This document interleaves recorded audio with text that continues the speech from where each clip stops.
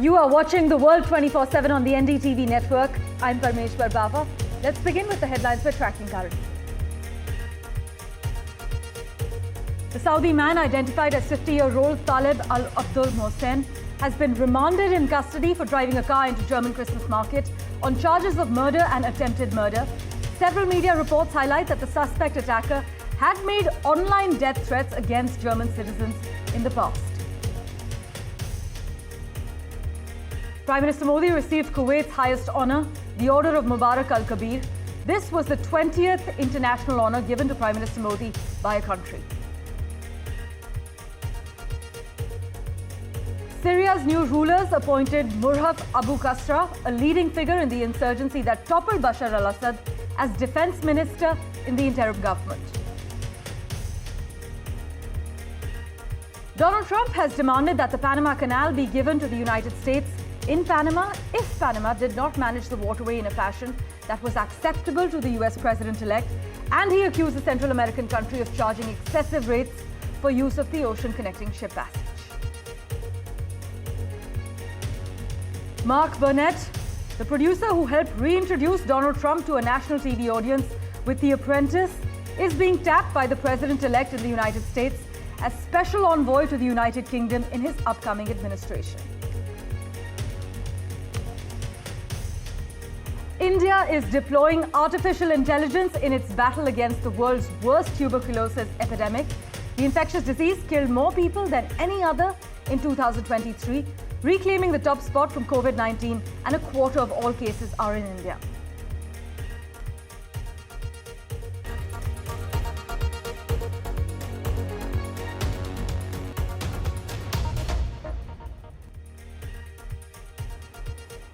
Well, a big focus.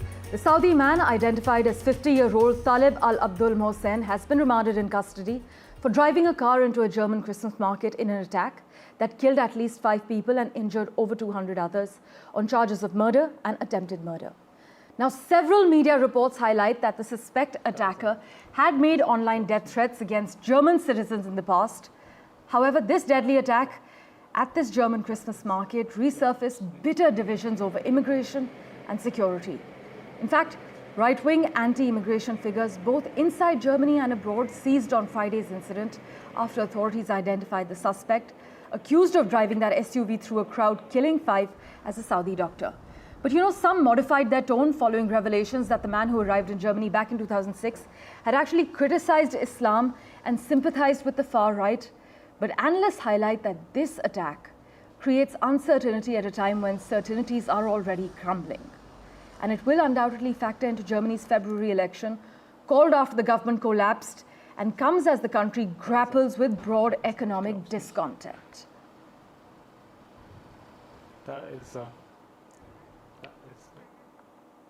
In other news, during the first visit by an Indian Prime Minister to Kuwait in 43 years, Prime Minister Modi received Kuwait's highest honour, the Order of Mubarak Al-Kabir. This is now the 20th international honour given to Prime Minister Modi by a country. But just listen in to what he had to say while he was in the Gulf nation regarding workers' deaths there and also the ties between our two nations. साथियों, भारत और Kuwait का रिश्ता सभ्यताओं का है, सागर का है, स्नेह का है, व्यापार कारोबार का है। भारत और कुवैत अरब सागर के 2 किनारों पर बसे हैं। हमें सिर्फ डिप्लोमेसी ने ही नहीं, बल्कि दिलों ने आपस में जोड़ा है। हमारा वर्तमान ही नहीं, बल्कि हमारा अतीत भी हमें जोड़ता है। Well, switching tracks, Donald Trump has demanded that the Panama Canal be given back to the United States if Panama did not manage the waterway in a fashion that was acceptable to him, and he accused the Central American country of charging excessive rates for use of the ocean connecting shipping passage. Trump has basically said the Panama Canal should lower its fees or be given to Washington. So a little context for you here. The US actually built and administered the canal before transitioning control to Panama in 1999. Trump warned the waterway should not fall into the wrong hands, which is an apparent reference to China, although no Chinese entity actually manages the flow of ships through the canal. The threat, though, reflects Trump's hardball diplomacy, expected to be more pronounced as he enters his second term. He actually recently mocked Canada as well as the 51st state. And the willingness to go after allies ought to be a warning to other strife-torn governments in places like France, Germany, and South Korea, where political chaos and internal divides could make it hard to fight back. This is something analysts have also argued. Our Navy and Commerce have been treated in a very unfair and injudicious way. The fees being charged by Panama are ridiculous, highly unfair, especially knowing the extraordinary generosity that has been bestowed to Panama, I say very foolishly, by the United States. This complete ripoff of our country will immediately stop. It's going to stop. The United States has a big and vested interest in the secure, efficient, and reliable operation of the Panama Canal. Well, with that, let's turn our attention now to Syria, where new rulers appointed Murhaf Abu Qasra, who's a leading figure in the insurgency that toppled Bashar al-Assad, as defense minister in the interim government. This as Western officials are moving to deepen their engagement with Syria's transitional government, just as fresh uncertainty emerged on another Middle Eastern front.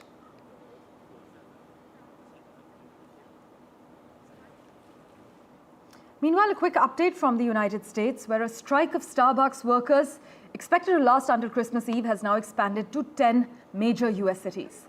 Bad news for last-minute shoppers looking to stop for a coffee break. But the strike also comes after similar action was taken during the holiday season by warehouse workers at Amazon, who walked out of 7 delivery hubs. Here are the finer details.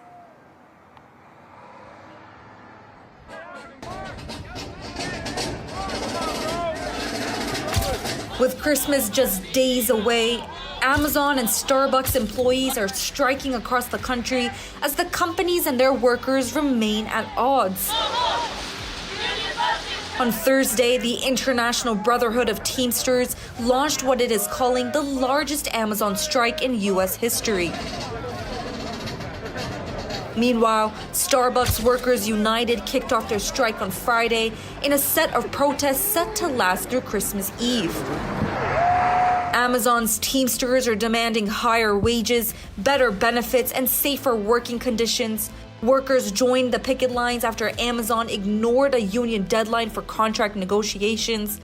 Strikes are taking place at delivery hubs in Southern California, as well as locations in New York City, Atlanta, Skokie, and San Francisco. The timing of the strike amid the crucial holiday season is no accident. The Teamsters are focusing on delivery drivers who work for contractors handling Amazon's package deliveries. While Amazon insists the strikes won't disrupt holiday shipments, workers remain firm in their stance. We're hardworking individuals. We work hard every day, and I think $1 billion company could afford to give us the benefits that we're looking for. At Starbucks, workers at over 500 stores have voted to unionize. The union accuses the coffee giant of failing to honor a February commitment to reach a labor agreement. Strikes began in cities like Los Angeles, Chicago, and Seattle, and could spread to hundreds more by Christmas Eve. Starbucks employees are demanding a base rate of $20 an hour for baristas, $25.40 for supervisors, 5% annual raises, and cost of living adjustments. Other key demands include 100% employer-paid healthcare, automatic 401k retirement enrollment, and 13 days of paid sick leave for all workers. With the strikes hitting just as millions of Americans prepare for the holidays, workers are sending a clear message. They want fair wages and working conditions now. Samia Afsar, NDTV World. Well, let's switch tracks to Canada now, where Prime Minister Justin Trudeau's leadership faces a defining moment as Chrystia Freeland stepped down from her roles as Deputy Prime Minister and Finance Minister. But her resignation intensified calls within the Liberal caucus for Trudeau to step aside, leaving his government in turmoil. But just when the walls seem to be closing in, Trudeau has carried out a bold reshuffle, bringing in 8 new ministers. These fresh faces are actually being seen not just as reinforcements, but as Trudeau's last line of defense. So who's in and who's out? Well, just take a look. We cannot have a chaotic clown show running our government into the ground.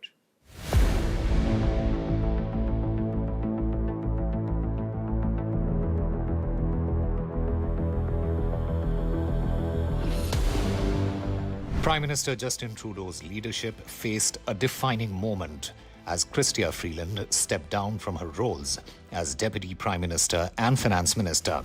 Her resignation intensified calls within the Liberal caucus for Trudeau to step aside, leaving his government in turmoil. Just when the walls seemed to be closing in, Trudeau carried out a bold reshuffle, bringing in 8 new ministers. These fresh faces are being seen not just as reinforcements, but as Trudeau's last line of defense. Toronto MP Nathaniel Erskine-Smith takes on the housing portfolio at a time when Canadians are struggling with skyrocketing rents and home prices. Erskine-Smith runs a podcast, Uncommons, where he discusses policy issues with political figures across party lines. He once criticized the Liberal government's response to housing affordability, a portfolio he now leads. David McGuinty, a Liberal stalwart from Ottawa South, takes charge of public safety. With 7 years of experience chairing the National Security and Intelligence Committee, McGuinty is a critical asset for Trudeau as his government faces criticism over national security and foreign interference. Montreal MP Rachel Bendeyan steps up as a fierce advocate for Trudeau's agenda. She was a partner at a major Montreal law firm before entering politics. A staunch advocate of stricter gun control laws, she represents École Polytechnique de Montréal, the site of the 1989 massacre, which has deeply influenced her stance on public safety. Ruby Sahota, MP from Brampton North, takes on the dual task of bolstering Canada's democratic framework and driving economic growth in southern Ontario. Sahota is fluent in Punjabi and often addresses community events in multiple languages, strengthening her connection to Canada's multicultural electorate. Terry DeGuid from Manitoba is now tasked with bridging the Liberal government's gaps in the prairies. His background as an environmentalist and advisor on water issues positions him as a fresh voice for the region. DeGuid is one of the PMO's go-to advisors on green initiatives. Nova Scotia's Darren Fisher steps in as Minister of Veteran Affairs and Associate Minister of National Defence. Fisher is a self-described policy nerd who often takes deep dives into military and veterans issues. He is also a member of the National Security and Intelligence Committee. Joanne Thompson, MP for St. John's East, leverages her healthcare background to lead the seniors portfolio. Before politics, Thompson ran the Gathering Place, a health centre supporting vulnerable populations in Newfoundland.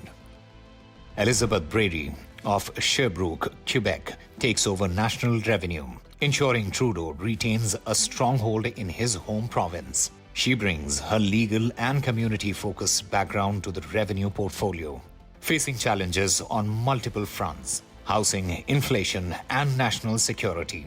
These ministers are being called upon to help Trudeau hold the line. This reshuffle is Trudeau's boldest gamble yet. Trudeau's new team has shown up to rescue his leadership and the Liberal Party's future ahead of the 2025 federal election. Whether this move reinvigorates his government or proves to be his last stand will depend on how this team delivers. With Rhythm Arcadia, Bureau Report for NDTV World.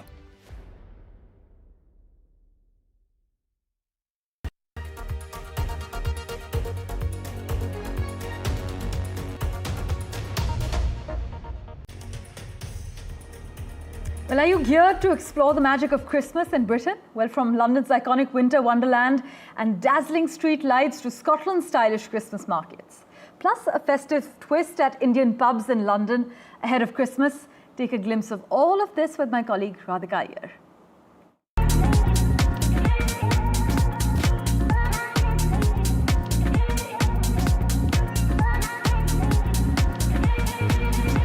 Very busy time of the year. Christmas is around the corner and I am at the night of Notting Hill. Look at how busy this pub is. This is a gastropub where the celebrities party too. Priyanka Chopra and her husband Nick Jonas was here and I'm here now. And the reason I'm coming to you from night of Notting Hill is because I have with me Zorawar Singh. This young man owns this gastropub. And I love the Christmassy decor. So the question I'm going to ask you, Zora, is the connection between British culture, Christmas, and Indian food. Yeah. Take us through these three elements and how you're bringing it together. So basically how we're bringing it together is we're combining like our flavors. Okay. We're combining our flavors with the English culture, and the people are loving the food because they love Indian food in pubs in London. So we're bringing that together with a lot of Christmas decorations, and this time of the year especially with the football and everything. So it's going really well. I love the buzz. I love the buzz because this is the time of the year people are so alive anyway. And as you can hear from the background, there is a match going on. Man U is playing. And it's, of course, going to be a crowded place. Take us through some fusion you've created with your Christmas menus in this gastropub, in the other one at Three Falcons. What's going on? Do you mix both cultures together to bring out the story through your food? Yeah, so we're trying to do a mix of Indian and English, classic English Christmas dishes mixed with Indian food. Give us examples. So the other day we tried the keema pao, which is like minced lamb. Mm-hmm. So because lamb is a very winter English dish, yes, but keema pao is also an Indian classic dish. Yes. So we're doing that in our Christmas menu here and at Three Falcons as well. Great. The two things I tried is a cinnamon ginger pudding, which was extremely Christmassy, very Indian in taste, nutty and spicy, but with the cinnamon, which is the flavor of the season. And the other fusion food I tried was coconut korma with winter greens. Yeah. Very creative. So do people like it? People love it, especially we call it our version of the sticky toffee pudding. Yeah. So that's why it's a very, again, Christmas English dish, but it's completely Indian. It's got an Indian twist to it, and it's made of jaggery. So you should definitely check it out. As they see, as it can be. Priyanka was here not long ago, Priyanka Chopra and Nick Jonas. Tell us about that and how celebrities love just being so normal and British. Come to a gastropub, eat well, have a good time. So she walked in because this pub is in the heart of Notting Hill, and it's a very trendy area. All the celebrities love pubs, and they just walk down. Thanks for mentioning that. Let's go around the pub if that's okay, just to see how buzzing it is and how trendy, and it's a beautiful area of Notting Hill. Yes, go on, Zora. So celebrities love it because it's a part of like the Western culture, especially the UK, to just come have a drink in a pub if the pub is nice. So I think that makes a huge difference. Great. And it's not just now about having a drink, it's also about eating good food, and that's where the Indian food comes in. Yeah. So and Old Delhi. Old Delhi, yeah. We're trying to, so our concept is we do Old Delhi Indian food in a completely British, English, nice environment. Great. Thank you, Delhi boy. And I hope there's a lot more cheer and joy you spread through Indian food to Londoners here.